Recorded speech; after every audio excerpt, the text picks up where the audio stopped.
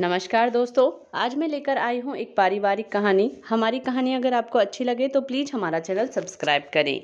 मैं सपना उस समय केवल 15 साल की थी जब अचानक से माँ ने कहा कि हमें नए घर में जाना है और कल ही चलो जल्दी जल्दी सामान पैक कर लेते हैं। मैंने माँ को कहा कि मेरा स्कूल, तो माँ ने कहा कि तुम वहाँ से बस से आ जाया करोगी, यहाँ से ज़्यादा दूर नहीं है।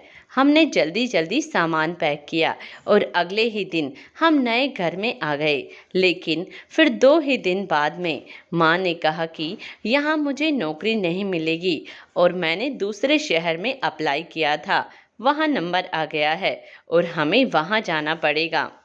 हमने फिर सामान बांधा और पहुंच गए एक नए शहर में। वहां मेरा नए स्कूल में एडमिशन कराया। मैं स्कूल जाने लगी और माँ अपनी जॉब पर। सब अच्छे से चल रहा था। एक दिन माँ अचानक सपने में मेरा नाम चिल्ला रही थी। फिर क्या हुआ कि माँ को उन्होंने मुझे न्यू लुक दिया। मुझे लेकर पार्लर गई। वहाँ मेरा नया हेयर कट दिया और मेरे लिए नए कपड़े। अब मैं बिल्कुल शहर की लड़की बन गई। कभी कभी ऐसा लगता जैसे माँ मुझसे कुछ छुपा रही हो या मुझे ही किसी से छुपा रही हो। लेकिन माँ मुझसे बेहद प्यार करती। माँ और पापा दोनों का प्यार अकेले ही दिया था माँ ने मुझे। मैं कई बार माँ से पापा के बारे में पूछती, कैसे थे मेरे पापा, कोई उनकी फोटो तो होगी। मेरे एक बार ज़्यादा जिद करने पर एक फ़ोटो दिखाई माँ ने, जिसमें पापा ने मुझे गोद में लिया हुआ था। लेकिन उसमें पापा का चेहरा एकदम धुंधला था, कुछ भी साफ दिखाई नहीं दे रहा था। बस मेरी फ़ोटो ही साफ थी। बस मेरे लिए वही पापा की याद थी। नए शहर में आकर सब कुछ अच्छे से चल रहा था।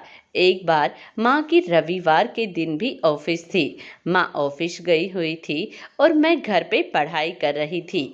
अचानक दरवाजे पर किसी ने दस्तक दी। मुझे लगा माँ ही होगी। माँ बोलकर गई थी कि मैं जल्दी आ जाऊंगी। इसीलिए मैंने जैसे ही दरवाज़ा खोला तो सामने एक अधेड़ उम्र का व्यक्ति खड़ा हुआ था, जो मुझे देखते ही भावुक हो गया। उसने मुझे कहा, सपना बेटा, कितनी बड़ी हो गई है तू। मैं उनको लगातार देख रही थी। मैंने कहा, आप मुझे कैसे जानते हो अंकल? मैं आपको नहीं जानती और माँ घर पर नहीं है। उन्होंने एक फ़ोटो निकालकर मुझे दिखाई। मैं उस फ़ोटो को देखती रह गई। यह वही फ़ोटो थी जिसे माँ दिखाती थी और कहती थी, तेरे पापा की यही आखिरी निशानी है। लेकिन इसमें पापा का चेहरा साफ नज़र आ रहा था।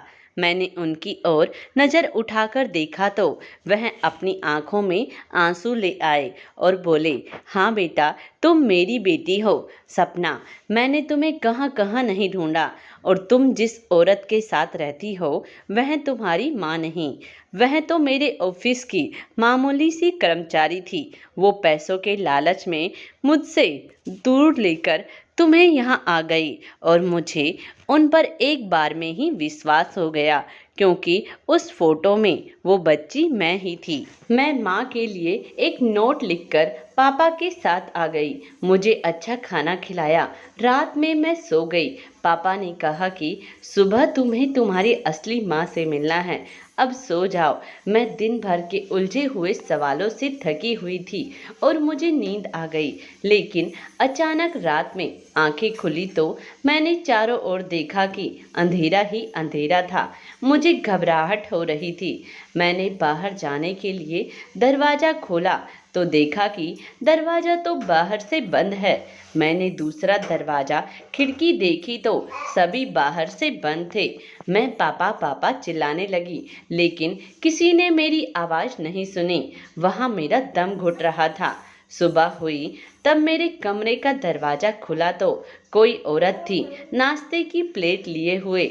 मैंने उससे पूछा कि मेरे पापा कहाँ हैं और आप कौन हैं? उसने मुझसे कहा कि यहाँ तुम्हारे कोई पापा नहीं है और यहाँ जो हूँ वह मैं हूँ। चुपचाप से नाश्ता कर लो, ज़्यादा दिमाग ना दौड़ाओ। मैंने तुम्हें 15 लाख में खरीदा है और अब यही तुम्हारा घर है। सपना के तो होश उड़ गए। सपना चिल्लाने लगी। उधर सपना की माँ सपना को ढूंढते हुए यहीं आ पहुंची जहां सपना को लाया गया था, लेकिन वह अंदर कैसे आए। वहां सपना को कहा कि अब तू जिंदगी भर यही रहेगी, ये एक कोठा है और तुझे यहाँ बेच दिया गया है। सपना की माँ जैसे तैसे सपना के कमरे के बाहर पहुंची ही थी कि सपना की आवाज़ माँ माँ पुकार रही थी, माँ बचाओ मुझे इस नरक से। तभी पीछे वाली खिड़की तोड़ सपना की माँ अंदर आ गई और सपना को वहां से भगा दिया। जब सपना की आवाज़ नहीं आई तो उस कोठे वाली औरत ने दरवाज़ा खोला तो सपना की माँ कमरे से भाग नहीं पाई थी। उधर सपना पुलिस स्टेशन में फ़ोन कर सब बता चुकी थी।